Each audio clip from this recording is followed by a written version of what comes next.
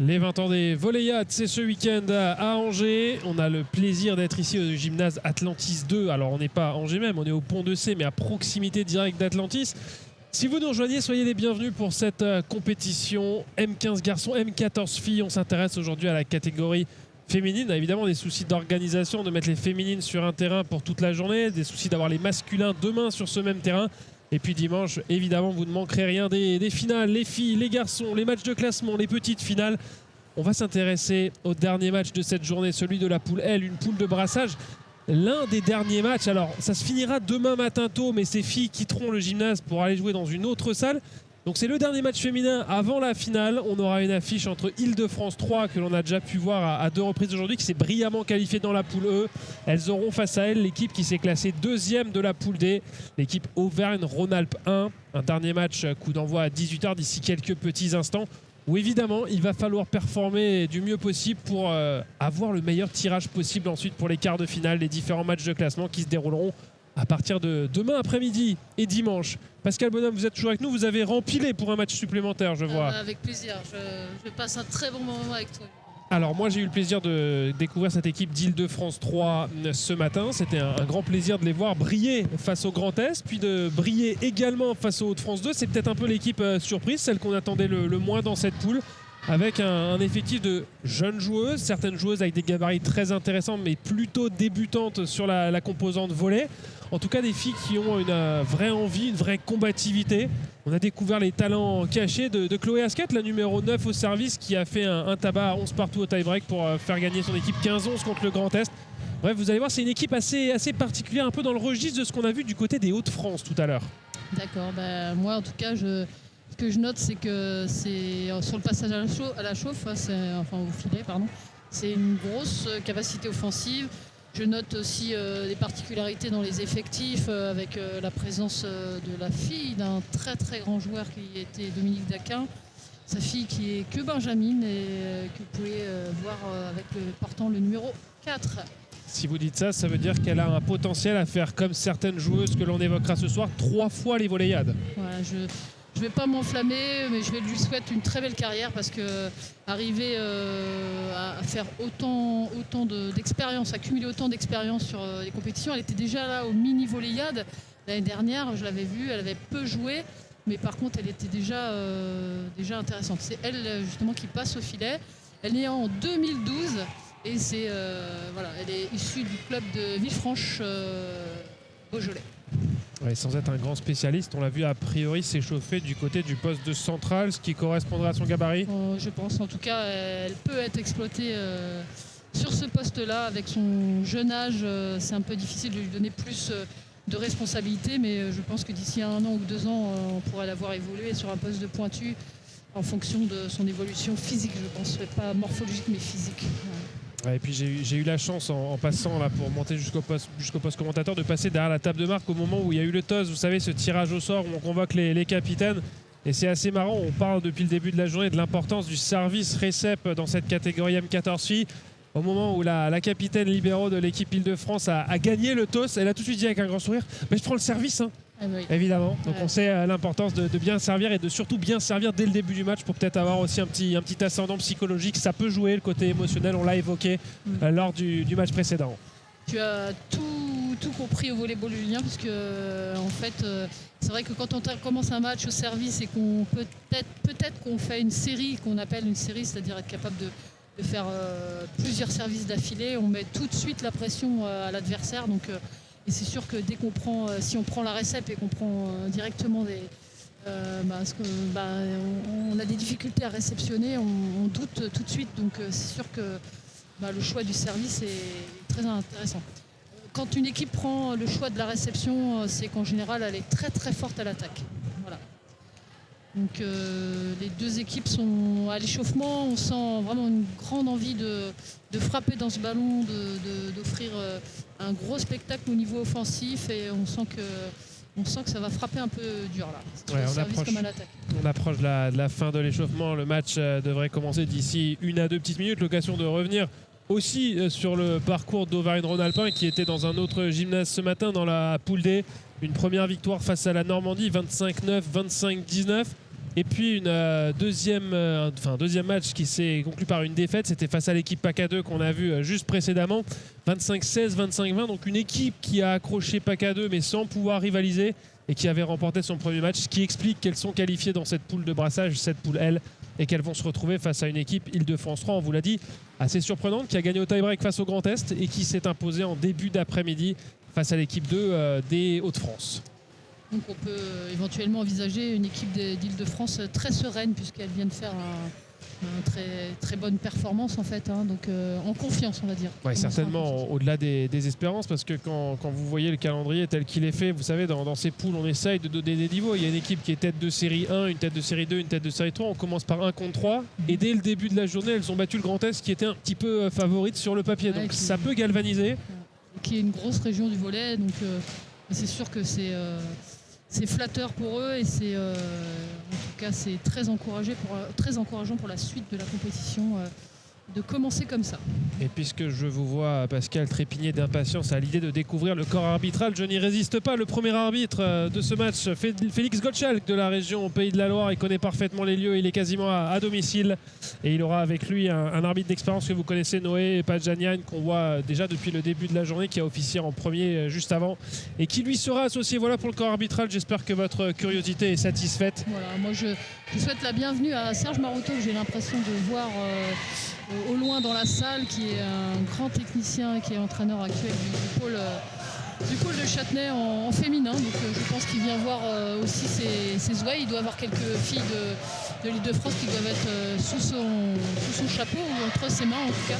Et voilà, un grand technicien du volleyball et voilà, j'espère qu'il verra comme nous un très beau match. Mais je ne résiste pas à l'idée de vous dire qu'il a chauffé votre siège ce matin lors du premier match, puisqu'il était mon consultant lors de la victoire d'Île-de-France sur le Grand Est. Et ben vous aviez beaucoup de chance. Allez, du côté de l'Île-de-France, c'est la passeuse, la numéro 3, Lara Regine, qui est derrière la ligne de service, prête à engager ce match. Le dernier de cette première journée de vendredi ici. On se retrouvera demain matin à partir de 9h30, même horaire. On aura des garçons cette fois-ci sur le terrain principal. Et puis juste avant le coup d'envoi, on vous donne le rendez-vous ce soir. La deuxième émission consacrée aux 20 ans des Volleyades. On se concentrera sur la rétrospective des éditions 2011 à 2016. Avant de finir demain avec les éditions les plus récentes, celles qui ont eu le plus grand nombre de changements, les rétrospectives 2007 à 2014. Changement de catégorie chez les filles, changement lié aux grandes régions et des creux qui se sont retrouvés fusionnés. Alors ça a été le cas pour le Grand Est qui a fusionné 3 CRE, la Bretagne qui est restée à l'identique, on a eu pas mal d'exemples différents, et puis le Covid qui est venu couper tout ça avec 2 éditions qui ont été supprimées. Ce sera pour l'émission de demain soir. Beaucoup de changements qui, on espère, fera évoluer le volleyball. Ouais, toujours avec ce même objectif de détecter les potentiels, de faire une revue d'effectifs, mais aussi de voir les jeunes en situation en compétition. Un premier ballon qui ne va pas pouvoir être attaqué là par l'Île-de-France. Effectivement, on retrouve Jaina Daquin titulaire. Au centre du filet avec le numéro 4. Avec une faute pour le moment de l'ailière de la sélection du Aura. Lara Regine. Au service, la jeune passeuse qui a fait un bon travail sur les 2 matchs remportés par son équipe ce matin. Comme on disait tout à l'heure, un très bon service aussi. Voilà, je comprends sa joie d'avoir choisi le service puisqu'on est déjà à 2-0 en essayant de mettre, les entraîneurs en général mettent le meilleur serveur pour commencer la partie ou éventuellement cherchent à avoir leur meilleur serveur sur la fin du match. Et on a eu une belle attaque qui est passée entre les 2 bloqueuses et la série qui se poursuit pour Lara Regine. Ouais, ballon de relance, même pas. Alors ça, c'est un ballon, c'est une manchette d'attaque. Ça, c'est assez dingue. C'est ça, et ça surprend l'adversaire. C'est vrai que quand on voit la qualité de réception qui était très très moyenne, on ne s'attend pas à ce que l'adversaire puisse faire le point. Et il faut rester toujours vigilant, en tout cas, et toujours suivre l'adversaire pour ne pas se faire surprendre. Ouais, en tout cas, c'était pas académique, mais ça noircit la feuille de stade de Élise Laric. On la retrouve au service, la jeune numéro 5 de cette sélection, Auvergne-Rhône-Alpes. Bonne défense de Linon Langard. Voilà, Et la petite fin, quart de terrain. de prise de balle quand même de Jayana. C'est assez impressionnant. Elle est encore du mal à maîtriser tout son corps en fait. Hein. C'est évident que quand on est benjamine et qu'on mesure plus d'1m80 voire 1m85, il y a des problèmes de mobilité et de motricité. Ouais, et puis vous vous levez le matin, vous avez pris 2 cm et il faut tout recommencer. C'est ça. Et puis le corps il fait souvent mal à cet âge-là, donc il faut aussi l'éduquer, en prendre soin. Mais elle est plutôt très habile avec une passeuse qui lui fait vraiment confiance puisqu'elle a déjà eu 3 ballons depuis le début de cette partie. On est donc à 3-2 pour la sélection Aura. Ouais, Margot Franck qui est la passeuse de cette équipe avec le numéro 6.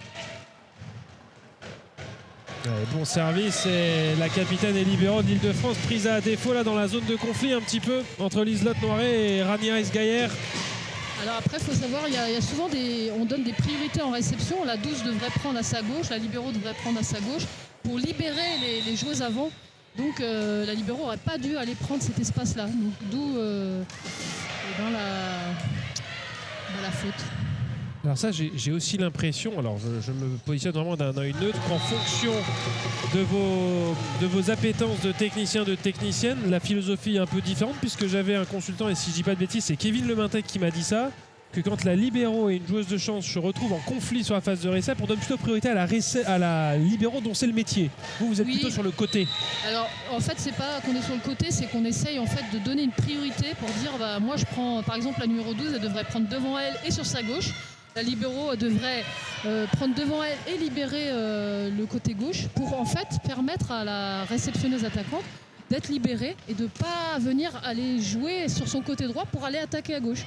Donc en fait c'est pour optimiser le système. Voilà. Mais c'est vrai que la libéraux lui demande d'être la patronne en fait de la ligne arrière. Mais pour ça, vu le gabarit actuel de la libéraux de l'Île-de-France, elle a une envergure qui est quand même pas assez grande pour pouvoir occuper un espace important. Du coup, vaut mieux donner des priorités. Voilà. Quand on a un grand libéraux qui peut prendre plus d'espace, ou à la limite, moi j'aurais demandé à la libéraux de se coller plus sur la joueuse numéro 12 pour aller chercher plus d'espace. Mais aujourd'hui, on attend un peu qu'elle prenne plus de responsabilités. Vous voulez dire que vu son envergure, Liselotte Noiret, la libéraux d'Île-de-France, c'est compliqué d'appliquer le système moi seul? Oui, c'est parce qu'il y a plus de déplacements en fait. Il va lui falloir une vitesse de déplacement assez importante pour occuper un grand espace. Allez, 6-3 en faveur de la région Auvergne-Rhône-Alpes. Cette sélection Aura qui entame bien ce match.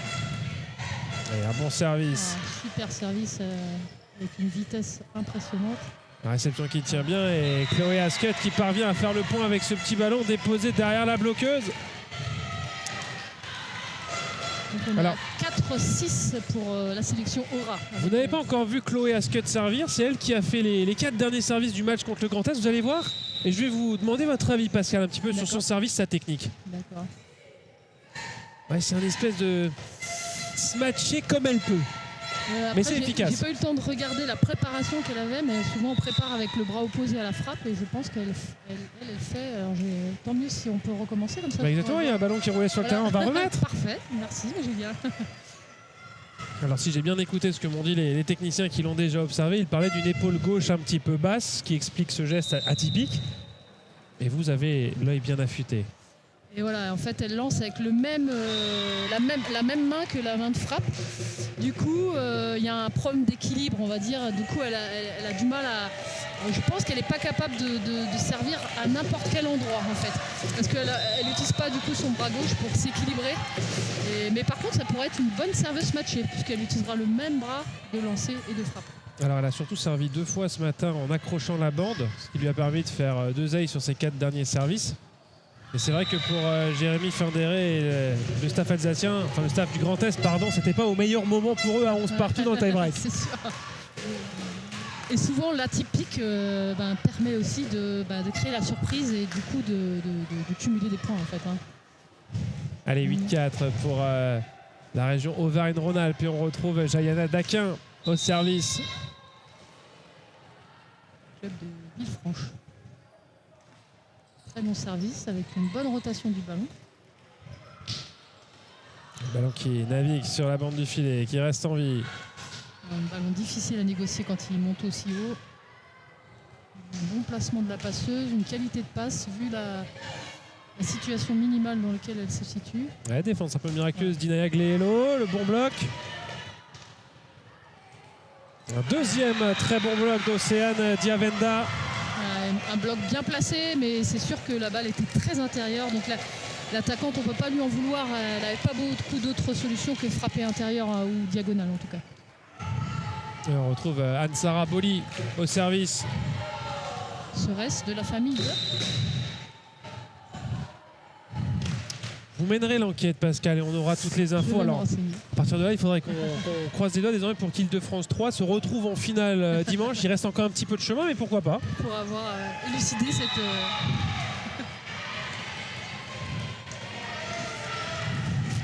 Et elles reviennent petit à petit. Plus que 2 points de retard. 8-6 en faveur de la région Aura.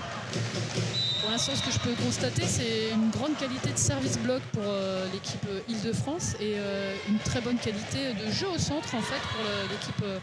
Et donc, il prend moins de risques en jouant à l'aile et souvent la passeuse de nos centres est assez efficace et défendent plutôt bien. Ouais, l'attaque bras gauche de Margot Franc. Et un ballon rendu, on va pouvoir reconstruire ça proprement. Avec Élise Larrey qui cherche là-bas au poste 4, Linon Langard. Ça reste dans le filet. Cette fois, elle avait les moyens d'attaquer soit la ligne, soit la diagonale. Peut-être elle était un petit peu trop poussée hors mire et du coup, elle a eu du mal à négocier ce ballon. Mais en tout cas, la passe était bien poussée à la mire, donc, contrairement à l'action précédente. Et la série qui se poursuit pour Ansara Boli. Service plutôt court pour varier un petit peu les profondeurs. Et là, c'est la fameuse miscommunication, comme disent nos amis anglophones, entre Lara Eregin et Océane Diavenda. 9-7.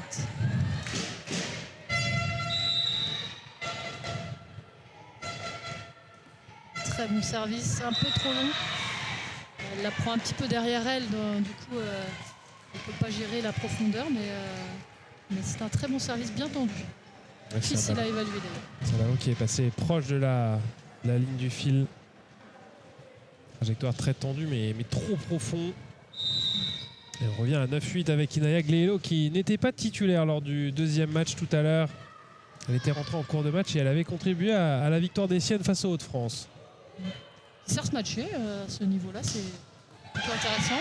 C'est pas encore complètement maîtrisé, hein, on sent, mais c'est peut-être qu'elle est plus à l'aise sur un service matché que sur un service pied au sol. À voir sur le second service.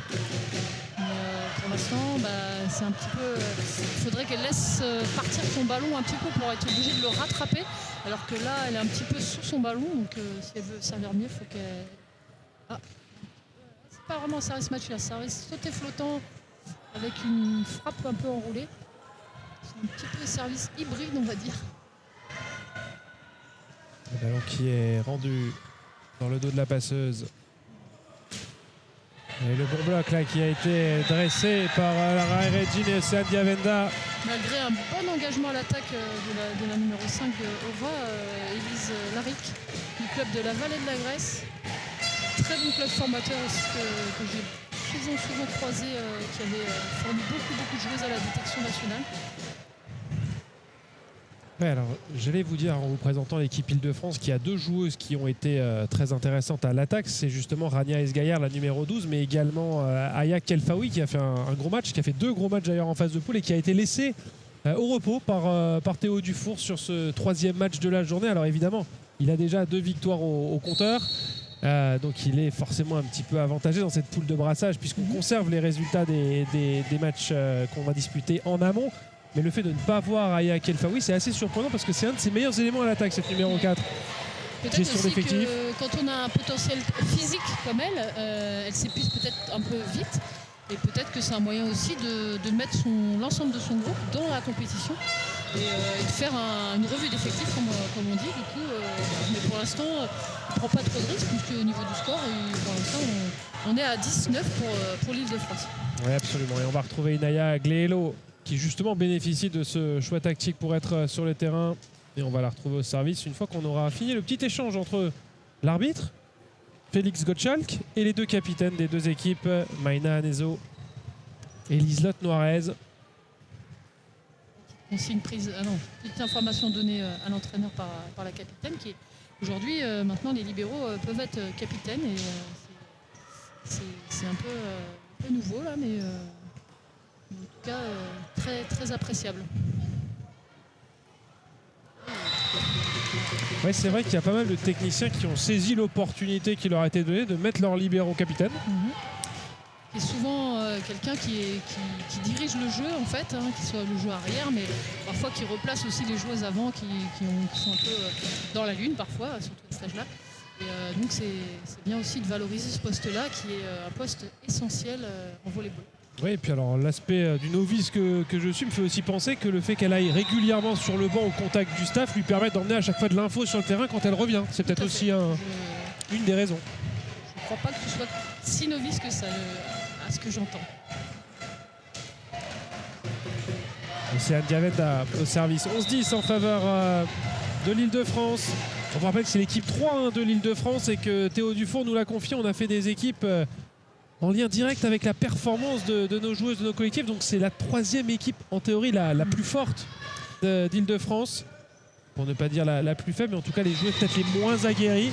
Et on les retrouve là dans une situation très positive, même s'il nous a aussi avoué qu'en amical contre Île-de-France 2, de temps en temps Île-de-France 3 était capable évidemment de remporter la partie. Alors peut-être que si c'est Île-de-France 3, c'est peut-être que c'est un groupe qui fait plus de fautes que les équipes 1 et 2. Et peut-être que les équipes 1 et 2 sont beaucoup plus techniques, mais qu'il y a des qualités physiques à exploiter dans cette équipe. Ouais, et puis pour la Ligue Île-de-France, c'est important de préciser comment est-ce que le fonctionnement est actuellement, puisqu'on a aussi eu des époques où l'Île-de-France jouait géographiquement avec Île-de-France Sud, Île-de-France Ouest, pour faciliter un petit peu les regroupements de joueuses. Là, on est vraiment sur un niveau de performance au niveau de la grande région Île-de-France. Avec ces 8 départements, ils ont mixé pour pouvoir faire plusieurs niveaux et pas des niveaux qui sont liés au travail des comités. Oui, si je dis pas de bêtises, ça représente l'Île-de-France quasiment 25% des licenciés de la fédération. Oui, il me semble que je ne me souviens plus combien ils ont de licenciés. Là, ça fait longtemps que je n'ai pas regardé les statistiques, mais c'est assez énorme. Après, c'est aussi la région la plus dense. Oui, c'est aussi la plus densément peuplée, effectivement, ouais, absolument. Alors là, moi, j'ai pas effectivement sur la sélection des Île-de-France pour savoir si c'est peut-être une équipe avec des catégories jeunes, des filles qui seraient de première année. On n'a pas cette information-là, mais on espère vous la donner prochainement si l'Île-de-France continue son parcours. Alors, on va retrouver Rania Esgaillère en 2. La bonne défense et elles sont présentes au bloc. Elle va prendre cette passe de transition. Peu académique mais efficace ce que fait Chloé Ascott. On renvoie pour une free ball. Alors le centre encore une fois poussé à 10 doigts cette fois-ci. C'était un peu haut cette feinte, ça va être pris. Ouais, la bonne défense de la libérant mais ça passe directement en face. Voilà. J'ai vraiment l'impression que Aura joue beaucoup au centre quand la passeuse est en situation maximum. Et quand elle est en situation minimum, joue beaucoup à l'aile. Et bien sûr utilise et exploite beaucoup la taille de Jayana. Elle attaque un petit peu longue là de Jayana Daquin. Et ça permet à l'Île-de-France de faire la course en tête dans ce premier set. 13-12.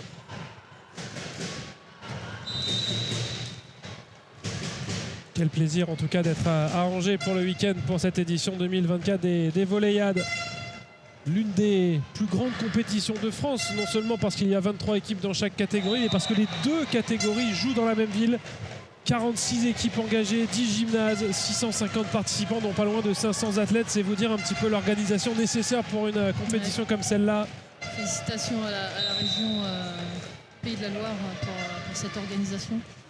Et on vient de voir une seconde faute directe de Jayana. Du coup, peut-être qu'il peut y avoir un petit doute dans sa tête qui s'installe, en espérant que non, parce que ça nous permettrait de continuer à avoir un match intéressant et assez accroché. Ah, ça va redonner confiance après les 2 fautes précédentes. Mais je pense que vu sa jeunesse, elle se préoccupe pas forcément de ce nombre de fautes. Et dès qu'elle a un ballon, elle frappe. Et c'est aussi la qualité, l'avantage de la jeunesse. On ne se pose pas trop de questions. Ouais, c'est plus la passeuse qui peut un petit peu s'interroger sur le fait qu'elle continue de lui distribuer des ballons si elle n'est pas en réussite. Tout à fait. Ouais, ballon touché au bloc, bien ralenti. Et on va pouvoir construire du côté de l'Île-de-France. C'est dommage que la libéro était bien placée. L'attaquante aurait dû lui faire confiance. Et nouvelle faute directe là pour Linon Langard. La précédente était dans le filet. Celle-ci est trop longue. Elle est en train d'essayer de trouver ses réglages, la joueuse du club d'Annecy Volleyball. Sachant que l'Île-de-France est en train de prendre un peu ses aises et en train de s'éloigner, là, en train de creuser le trou. Je pense que la passeuse va se poser la question de savoir si elle ne va pas redonner au centre pour essayer le tout pour essayer de faire tourner cette rotation. Ouais, service de Chloé Gasquet. Peut-être pas le moyen. Ouais. 3 mètres. Ouais, il retombe pas suffisamment vite ce ballon de Rania Esgaillère. Prend un petit peu derrière elle. Dans l'idée, on ne va pas reprocher à la passeuse d'avoir sollicité une attaque derrière la ligne des 3 mètres. Tout à fait.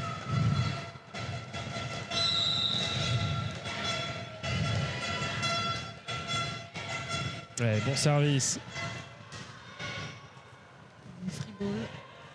L'équipe de Aura qui devra essayer d'optimiser cette chance. Oh, c'était trop fort ça au niveau du centre, pas touché par le bloc, même si Théo Dufour est un peu surpris de la décision. Océane Diavenda là, qui s'est un petit peu enflammé sur l'intensité dans cette attaque au centre. On retrouve Jayana Daka en service. C'est la libéro qui est obligée de prendre la passe sur cette réception trop moyenne. Défense qui va passer de l'autre côté du filet. Et la bonne défense là de Jayana Daka. Une très belle. Encore une fois, le bloc d'Île-de-France très efficace. Hein. C'est vraiment leur point fort là, service bloc. Et elles sont souvent en situation de service bloc et très efficace à centrale. Et souvent aussi à l'aile, elles sont souvent à l'heure et elles ferment souvent très bien le bloc. Donc bonne qualité de centrale là, sur cette équipe d'Île-de-France. Ouais, encore une fois, une réception qui est trop longue. Ballon qui est rendu profond. Et ça, c'est un ballon qui était vraiment hors de l'antenne et compliqué à gérer pour une droitière et pour Margot Franc.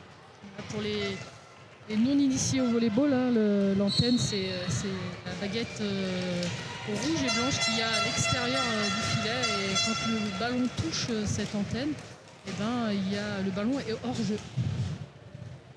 Voilà, temps mort du côté de... Je crois que c'est Aura qui a pris le temps mort. Oui, parce qu'elles sont menées 17-15 dans ce premier set. Ouais. Mais je buvais avec attention vos paroles pour expliquer ce qu'est la mienne. C'est vrai qu'il faut qu'on essaye d'être de vulgariser un maximum tout ce qu'on observe, parce qu'il y a ce regard très expert que vous apportez, Pascal, mais il faut aussi qu'on soit capable de simplifier certaines situations, parce que le volley, en fait, quand on sait qu'on l'a pratiqué au collège, au lycée, ce qui est mon cas, c'est un sport assez simple, on joue à 6 contre 6, mais quand on rentre dans des schémas tactiques, dans des positions et des choses comme ça, ça devient très vite très complexe tactiquement. Tout à fait. Mais une fois qu'on s'intéresse, c'est quand même assez facile d'accéder à ce sport. On a vu là pendant le temps mort les explications des deux entraîneurs, et notamment l'entraîneur adjoint qui est Carole Mora, qui est l'entraîneur du pôle féminin de Lyon, qui est aussi une très grande joueuse, contre qui moi je me suis heurtée souvent, qui jouait à Saint-Fond et qui était un gros club de Pro A et de N1 très longuement aussi. Donc voilà, l'expertise de Carole Mora pour aider l'entraîneur principal pour faire monter en compétence les nouveaux entraîneurs du volleyball. Ouais, le club de Saint-Fond qui est actuellement en élite féminine et qui jouera certainement demain soir. J'ai pas vérifié le calendrier en détail, mais un match de play-down en élite féminine. Elles étaient dans la poule C, si je ne dis pas de bêtises, poule B cette année en phase régulière, et puis elles ont manqué la qualification en play-off, mais elles joueront demain puisque la saison d'élite se poursuit. Très belle attaque de Élise Larry qui place ce ballon dans un espace qui est très difficile à défendre. Élise Larry qui fait partie du club formateur de la Vallée de la Grèce. On retrouve Margot Franc au service. Elles sont pas loin, les joueuses d'Auvergne-Rhône-Alpes, mais toujours une petite longueur derrière. Margot Franc du club de Forésienne, la Forésienne. Ouais, ça doit pas être loin de Saint-Etienne, ça. Ouais, dans le 42. Club qui émerge, parce que moi je connais pas trop ce club, mais plus des joueuses, très intéressant.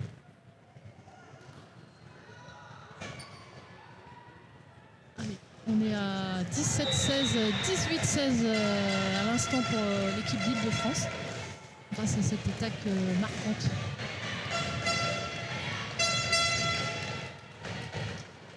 Donc, je disais à Julien que l'Île-de-France avait pris encore 2 points d'avance hein, grâce à sa qualité offensive. Allez, on va retrouver au service Inaya Glelo.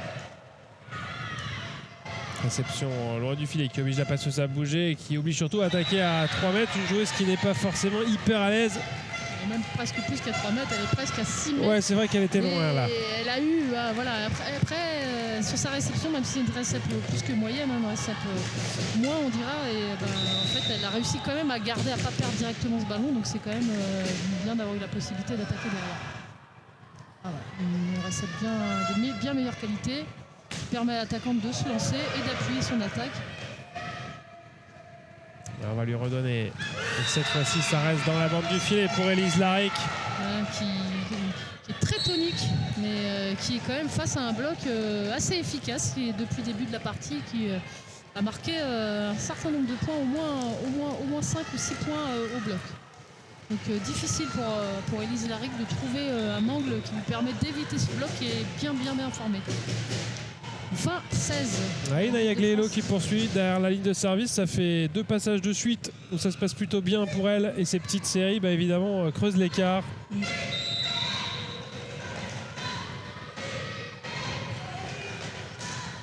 Bon service encore. Élise Laric qui récupère bien cette réception et qui essaye de chercher la petite diagonale parce que je pense qu'elle en a un petit peu assez de se faire bloquer.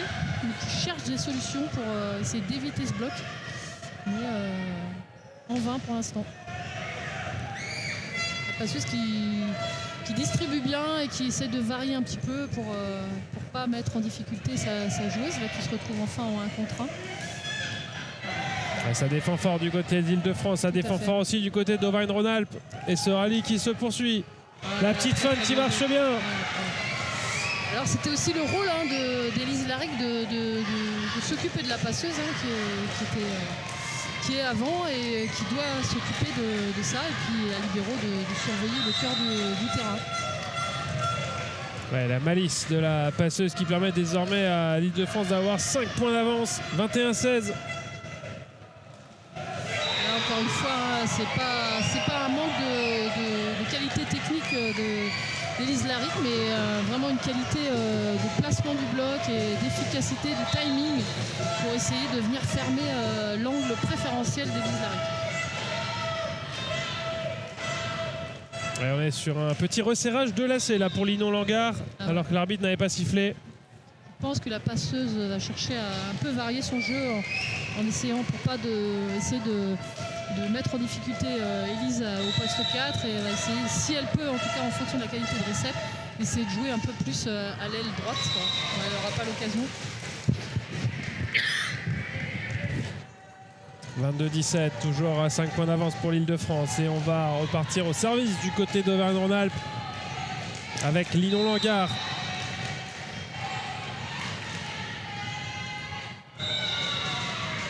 Service trop long de la part de la numéro 9 de la région Aura. Et on se rapproche de la fin de ce premier set, 23-17. Tout à fait. On va retrouver Océane Diavenda au service. Une bonne préparation. C'est très bon service. Court. Ouais, là, sur cette qualité de passe, effectivement, le contact n'était pas suffisamment propre de la part de Margot Franc. Elle a pris cette balle à une main, mais elle a conservé le ballon trop longtemps en contact avec sa paume de main. L'entraîneur de l'Île-de-France, Théo Dufour, qui essaye d'avoir le public avec lui et avec son équipe pour essayer de finir ce set dans les meilleures conditions. Ouais, 24-17, on est sur la première balle de set. Le bloc qui travaille bien, un ballon qui reste en vie et qui va revenir. La bataille de l'Île-de-France pour essayer de finir ce set. Ouais, c'est bien déposé dans la zone de conflit. La balise du côté de Aura pour essayer de gérer l'organisation défensive de l'Île-de-France. Le retour de Jayana Daquin pour amener de la taille au bloc sur la ligne avant.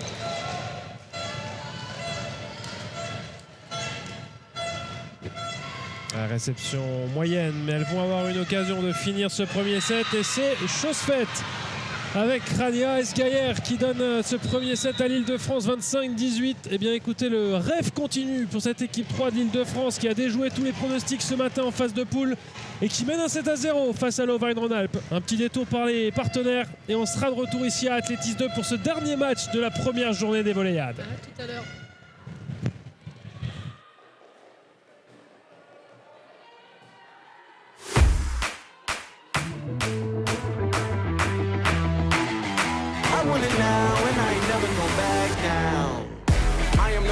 Citizen. Nope. Do you understand what you're witnessing? You cannot tell what the difference is. I want it all and I'm winning it. I do not care about opinions. Time to make a few decisions. So I can take a position. Solve it straight to the top. I can't see myself falling. À tous ceux qui font le sport, le Crédit Mutuel donne l'élan.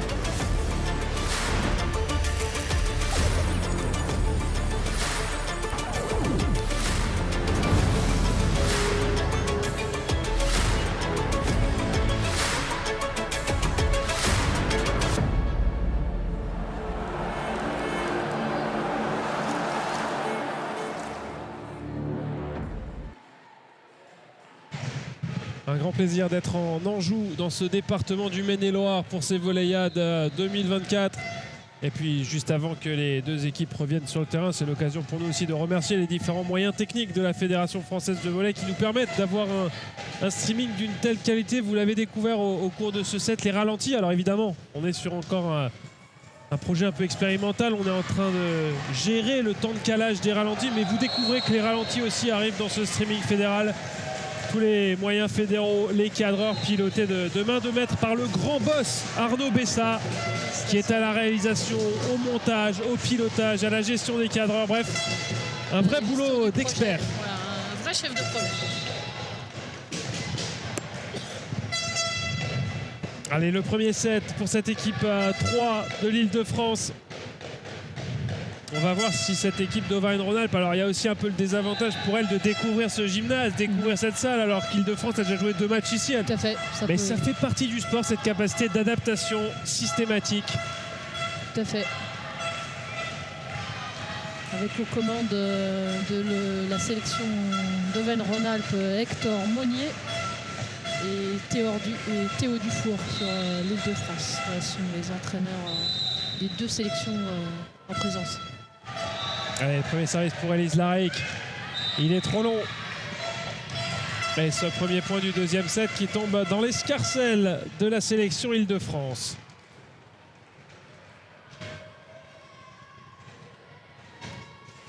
Et on va retrouver au service Lara Eredjine, la passeuse de cette sélection Île-de-France. Souvent élue par Théo Dufour comme première serveuse de son équipe. Elle vient de le démontrer.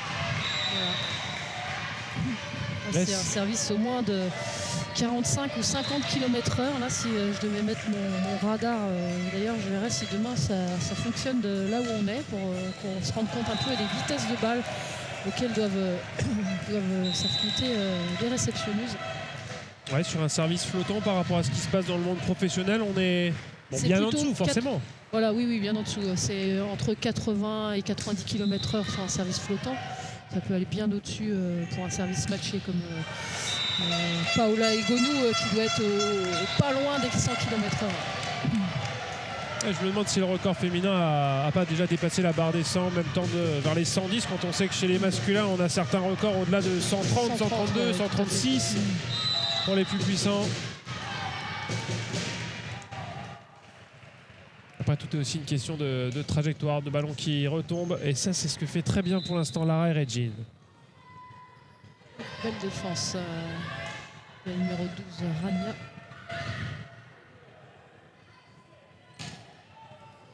Gauchère en 4. Et Ibero qui va pouvoir rendre ce ballon assez loin dans le terrain. On va passer par le centre avec Jayana Daquin, défendu. En 2, ça va passer avec Anne-Sara Boli. Sur cette passe arrière, ouais, c'est pas forcément le geste technique le plus simple. Non, en volleyball, c'est sûr que ça demande une technicité importante et beaucoup de travail. Et aussi la capacité à attaquer en 2 aussi complexe parce qu'il faut laisser passer le ballon quand on est droitière sur son épaule droite. C'est pas toujours évident. Il y a beaucoup de joueuses qui n'aiment pas trop jouer à ce poste parce qu'ils sont moins à l'aise qu'en 4. Le ballon arrive directement sur l'épaule droite. Et le block-out trouvé par Rania Esgayer. Et confirmation du choix tactique, en tout cas dans le 6 de base, de laisser Aya Kelfaoui sur le banc du côté de Théo Dufour. Ouais, on est déjà à 5-0 pour l'île de France, d'où ce petit temps mort du côté Aura. Ouais, c'est vrai que ça va vite dans les deux sens, mais quand on a une bonne serveuse comme ça qui enchaîne une série et qui prend confiance, si la réception ne parvient pas à s'adapter, ça peut vite chiffrer très lourd. Bah, souvent du côté réception, quand on prend 2 réceptions d'affilée, on perd 2 fois la réception, on essaye de changer l'organisation de la réception. Soit on enlève une joueuse de la réception pour en mettre une autre, pas forcément sur un changement, mais simplement en changeant la position des joueuses pour essayer de perturber le service adverse et essayer de trouver des solutions, en tout cas pour essayer de reprendre la main et reprendre le service. Allez, on retrouve Lara et Regine, toujours derrière la ligne de service. Encore un très bon service. Et à l'attaque, ça continue aussi pour Anne-Sara Boli. Confiance plus du côté de l'Île-de-France en ce moment. Il va falloir trouver des solutions du côté Aura. Parce que 6-0, ça devient difficile à combler en fin de set en tout cas. Donc il va falloir très vite trouver des solutions. Mais j'avoue que la qualité du service de Lara est quand même impressionnante. Ballon rendu. On va pouvoir construire quelque chose du côté de l'Île-de-France. Oh, c'est bien joué ce petit coup de patte là pour aller chercher le block-out. Ballon qui finit dans l'antenne. Ouais, c'est très bien géré parce que la passe était un petit peu dans le fil. Elle croisait, ce qu'on dit, la passe elle devrait pas aller directement sur la bande blanche. Et là, elle a bien négocié ce ballon qui fuyait un petit peu. Voilà, encore beaucoup moins rapide ce service, mais dans l'intervalle entre deux réceptionnistes qui a posé des difficultés encore à la réception Aura. On continue de chercher en 2. Anne-Sara Boli, nouveau point inscrit par Rania Esgayer. Bien, l'addition commence à être relativement lourde. 8-0 au tableau d'affichage en faveur de l'Île-de-France. C'est difficile de trouver des solutions quand on n'arrive pas à tourner une position. Du coup, Hector Monnier qui s'est même assis pour essayer de chercher une solution avec Carole Mora. Tout à fait. Pour essayer de prendre l'expertise de Carole, mais là, même avec l'expertise, c'est libérer le geste qui permet de libérer l'équipe. Ça, c'est un peu connu. Et, ils vont pouvoir enfin souffler, mais va falloir bien gérer son service pour ne pas refaire plonger son équipe et se remettre en situation de réception. Donc, importance de garder son service. Donc la gestion risque sécurité là est assez importante. Avec Clara Angelman avec sa patte gauche qui a peut-être pris confiance avec cette attaque à longue ligne. Tout à fait. Oh, magnifique bloc de Jayana. Ouais, belle hauteur d'intervention et peut-être que la machine de la région Auvergne-Rhône-Alpes va se mettre en route. Et puis on vous donne rapidement le programme de demain matin. On ne connaît pas encore tout le programme de la journée. On basculera sur les garçons ici sur le terrain principal. À 9h30, Île-de-France 1 face à Bretagne 1. Et puis à partir de 11h, Grand Est 1 face à Auvergne-Rhône-Alpes 2. On aura évidemment les garçons demain sur ce terrain principal et on vous communiquera soit ce soir dans l'émission, soit demain en cours de journée la suite du programme, puisqu'évidemment c'est dépendant des résultats dans les poules, des différents croisements qui vont arriver. Et pour tout ça, on peut faire confiance à la sportive et au superviseur fédéral Michel Cozy qui suit ça de main de maître du côté du bureau de la sportive. 9-2 du côté de l'Île-de-France. Allez, Rania Esgaillard au service. Allez, bon service, mais belle réception cette fois-ci de Lily Forestier. Et ce ballon qui est donné bon, annoncé bon pour Linon Langard. Alors vu d'ici, ça paraissait... Ouais, ça paraissait un peu long vu d'ici, mais on n'a pas forcément encore une fois la bonne perspective. Et alors on va avoir une jeune joueuse avec un gabarit intéressant, Maëva Honorien, qu'on n'a pas encore vu prendre la place de Chloé Ascott. Ouais, quand on mène autant, on peut se permettre de donner du temps de jeu à celles qui en ont un peu moins, à elle de prendre sa chance. Alors là, on est sur une fille, c'est les mots de Théo Dufour évidemment, une fille avec un gabarit et des qualités athlétiques très intéressantes, mais qui découvre le volley. C'est la raison pour laquelle aussi on est vraiment en train de la placer sur le terrain à l'endroit auquel il faut qu'elle soit. Voilà, elle semble un peu perdue d'ailleurs, elle semble un peu avoir besoin de beaucoup d'aide, mais s'il la fait rentrer sur le terrain, c'est qu'il croit vraiment en elle et qu'il espère pouvoir l'amener assez loin dans la compétition, voire dans une carrière. Bon, voilà. C'est bien, hein, de la part de Théo Dufour, c'est vrai qu'on peut se dire pourquoi elle joue alors qu'elle n'a pas le niveau technique. C'est justement, si on ne la fait pas jouer, elle ne pourra jamais l'obtenir. Donc il lui donne sa chance, elle essaye de la prendre. Elle est encore à l'écoute des conseils de son coach. Et on lui souhaite beaucoup de réussite pour la suite de son évolution. Ouais, c'est aussi la magie un peu de cette compétition, de se dire que même si on a pris sa première licence à la Fédération française de volley au mois de septembre, on peut se retrouver à jouer les volleyades. Ouais. C'est un peu l'équivalent du championnat de France des régions, même si ce n'est pas officiellement une compétition de championnat de France, mais c'est un peu ça. C'est les meilleures régions de France qui s'affrontent. Excellente défense du côté de France. L'échange qui se poursuit cette fois-ci. Elle a essayé le petit ballon tactique là-dessus. Élise Laric, ça n'a pas marché. Alors on va pousser en 4, mais là elle nous a fait une attaque pied au sol, Inaya Gleelo, parce que le ballon était un peu loin du fil. La sélection Aura qui reprend un petit peu confiance, qui vient de marquer 5 points. On est à 5-11. Il va falloir revenir. Et l'effort pour revenir va peut-être être un peu difficile après pour la fin de set, mais rien n'est joué au niveau féminin, tout est possible. Ouais, pas forcément en confiance là-dessus, Inaya Gleelo, après son loupé.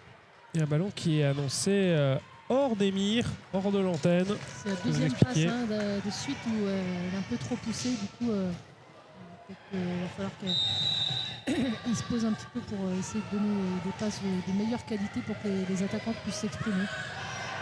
Et regardez, on a appelé sur le banc Aya Kelfaoui. Des deux côtés, là, la passe est un peu irrégulière en ce moment.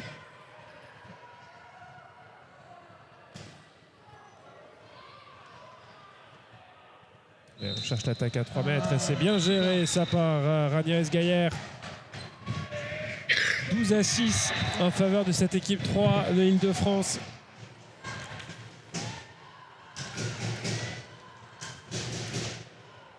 Et on retrouve celle qui a fait beaucoup de mal au service dans le set précédent, Inaya Gleelo. On rappelle que l'Île-de-France a remporté ce premier set. Si vous nous rejoignez à l'instant, soyez les bienvenus sur ce streaming de la Fédération française de volley pour cette édition 2024 des Volleyades. Un service qui semble pas complètement maîtrisé, mais qui fait mouche en tout cas. Oui, sur la ligne de stade, ça compte comme un S, il n'y a pas de doute. Et même si techniquement, je pense qu'il y avait un petit problème de qualité de frappe, mais ça marque. Bien plus maîtrisé là déjà. Le ballon rendu. Oh, ça, c'est une faute qu'on va qualifier d'évitable. Oui, je pense que c'est des fautes qui font très mal au moral aussi d'une équipe, parce que c'est des fautes qu'on doit absolument gommer pour reprendre confiance.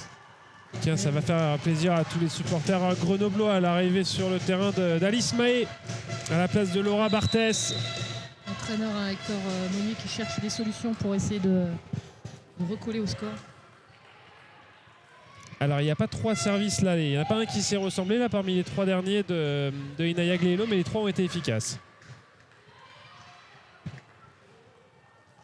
Ah, Bonne attaque mais belle défense. Et un ballon rendu. comment ça peut appuyer à l'attaque côté Aura. Voilà. Un ballon qui est très haut dans cette salle athlétisme et trop long pour qu'Inaya Gleelo puisse le ramener. Et ça fait toujours 14-7, hein, 7 points d'avance, mine de rien pour l'Île-de-France. La sélection Aura qui n'a plus rien à perdre, hein, puisque là, quand on est mené autant, on essaye de prendre sa chance. Donc c'est peut-être pour ça qu'on voit un peu plus les attaquantes appuyées sur la balle, mais toujours un manque d'efficacité hein, sur leur service. Ouais, et puis finalement, quand on voit le scénario de ce match et le contenu, on se dit que l'excellente performance d'Île-de-France 3 en poule ce matin était peut-être pas tant une surprise que ça, puisqu'elles sont en train de confirmer dans cette poule de brassage pour l'instant. Tout à fait.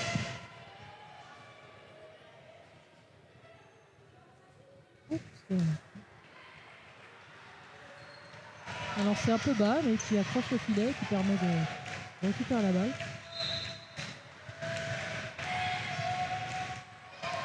Ballon rendu. Ouais, c'était malicieux ça de la part de Lara et Regine, mais bien suivi de la part de la sélection Aura. Qui essaye de trouver aussi des solutions parce que les attaquantes pour l'instant ont du mal à finir leurs points, donc essayent d'alterner jeu en 4 deuxième main. Une sélection de l'Île-de-France qui joue quand même peu au centre hein, quand même. Là c'est vrai qu'avec Maëva Honorien qui est la centrale sur la position avant, on sait hein, du côté de Lara et Regine, c'est pas forcément l'assurance tout risque. C'est ça, mais bon, humaine donc peut-être. Pour la beauté du sport. Ouais. Pour mettre en confiance une autre attaquante. Bon, voilà, donc elle lui donne quand il faut forcer le centre, là, où le timing doit être vraiment parfait. En situation minimum, donc c'est un peu difficile pour la centrale de pouvoir s'exprimer quand même. Un peu de frustration là de la part de Rania Esgaillère, frustrée tout à l'heure de son attaque dehors. Qui est un peu sursollicité là en ce moment, mais bon, c'est sûr que. En mort. Étant mort demandé par Théo Dufour parce que l'avance est toujours significative. 15-9 en faveur de cette sélection Île-de-France. Mais vous le savez, ça peut fondre comme neige au soleil avec une bonne série au service en face. En tout cas, ça fait toujours 6 points d'avance pour une très belle équipe Île-de-France 3 qui nous surprend. Qui mène 15-9.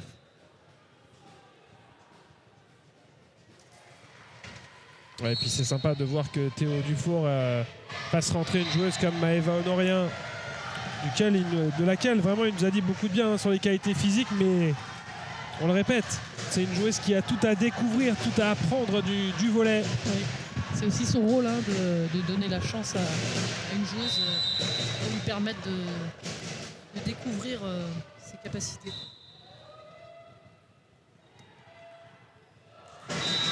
Alors là, le bloc va tomber dans le terrain, mais mine de rien, c'était pas inintéressant. Elle a été sollicitée dans le jeu. On va reprendre les propos de Kevin Tilly hier soir, hein, qui nous disait quand il est arrivé au Volleyad en 2005, il y est arrivé en tant que 3e passeur, 2e libéro. Et il a bénéficié de quelques blessures pour finalement grappiller un peu de temps de jeu avant de réaliser la carrière qu'on lui connaît. Mais surtout d'être convaincu que le volley était son sport, puisqu'il avait cette hésitation entre le volley et le basket à ce moment-là. Le sport de haut niveau, c'est aussi de la patience. Hein. C'est aussi d'accepter d'être le dernier en commençant pour être le premier en finissant.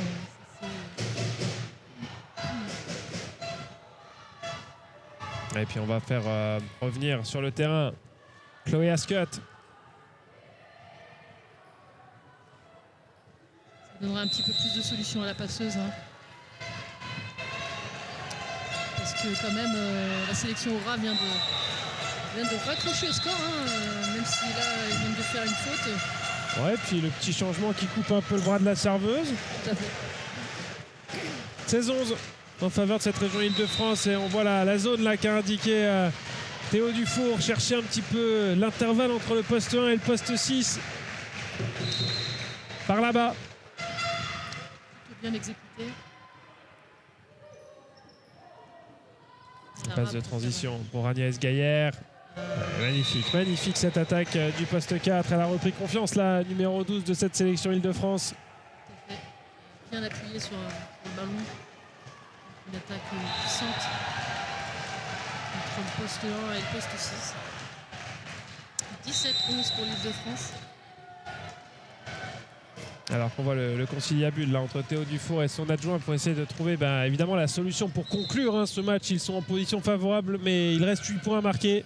Et on le dit souvent, ce sont peut-être les 8 points les plus difficiles d'un match. On va arriver au money time là, mais bon, il a quand même un petit peu de marge quand même pour finir, mais on ne sait jamais. 18-11 et on retrouve l'excellente serveuse Lara Eregin au service. Je chercherai toujours la zone 1-6. 6. Le ballon rendu. Elle va enchaîner Rania Esgaillère. Il y a quand même énormément de ballons. Cette joueuse là, poste 4. Un petit peu de bas. Mais bon, c'est sûr que les centrales ne sont pas complètement prêtes à accueillir le ballon. Et du coup, la passeuse, elle veut varier, mais elle n'a pas la joueuse au bout qui est prête à, en tout cas, à conclure le point. Donc c'est la sélection Aura qui en profite.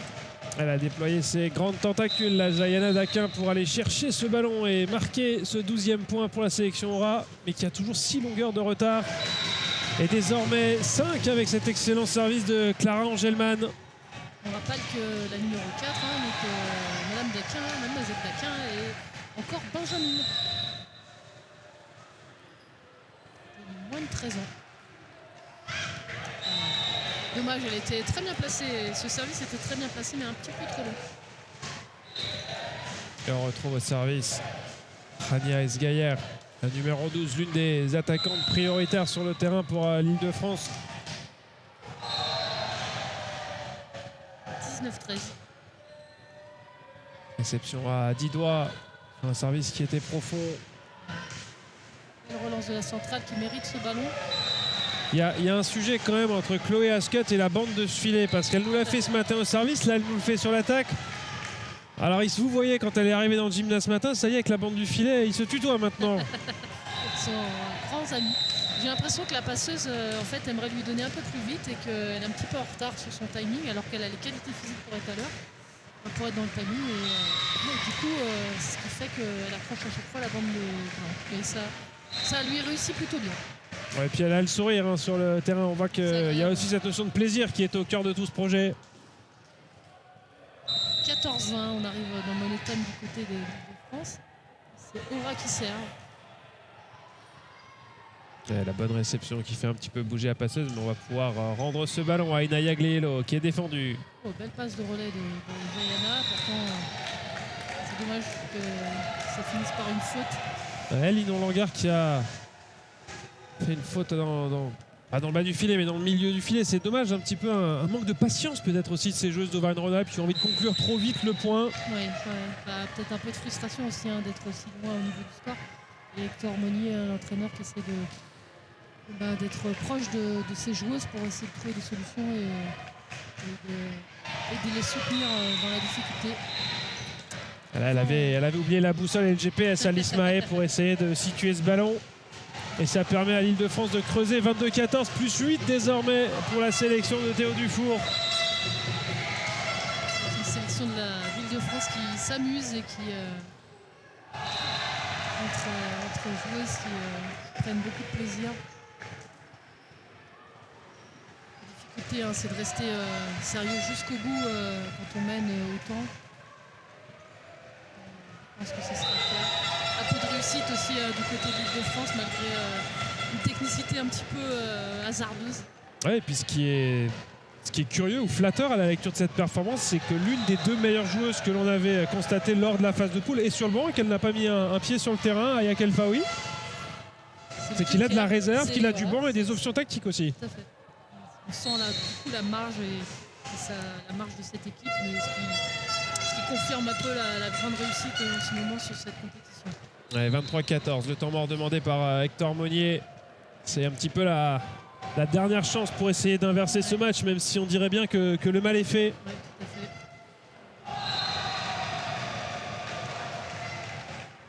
Alors, on vous le rappelle, hein, c'est le dernier match de cette première journée des Voléiades ici à Angers.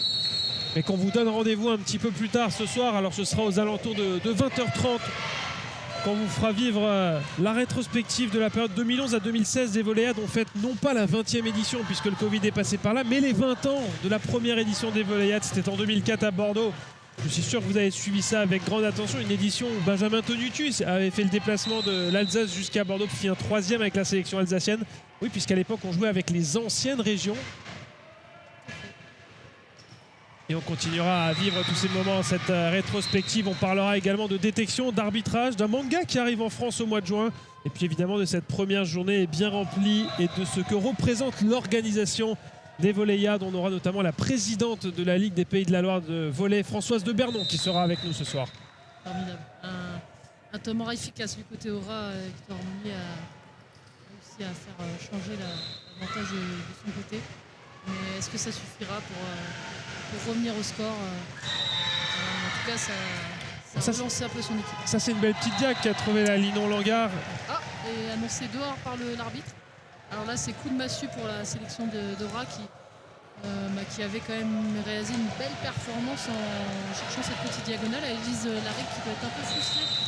Allez, balle de match. Balle de match 24-15 pour Île-de-France 3. Le bon service d'Ansara Boli.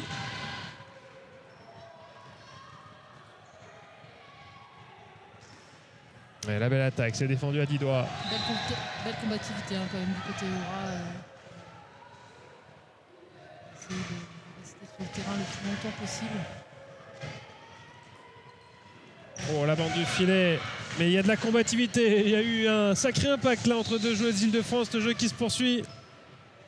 Ah, sur une balle de match, on sent pas la douleur et elle va venir par mettre le bloc là-dessus. Océane Diavenda. C'est le principal de cette sélection qui finit le point. C'est le bloc de l'Île-de-France qui a fait tant de mal à cette sélection Aura. La victoire de cette équipe 3 de l'Île-de-France face à Auvergne-Rhône-Alpes. C'était le dernier match de cette journée de vendredi. Demain matin, à la suite des poules de brassage, nous on va basculer sur la compétition masculine ici sur le terrain principal. Les matchs, c'est à partir de 9h30. On vous donne le rendez-vous ce soir pour l'émission rétrospective Les 20 ans des Voléiades. Merci à tous ceux qui nous ont suivis tout au long de cette journée. Puis on se réjouit, Pascal, de se retrouver demain pour la deuxième journée. Avant dimanche, le grand final en apothéose ici à Angers. Et plus précisément dans le gymnase des Ponts de C, le gymnase Atlantis. Merci beaucoup. Avec plaisir.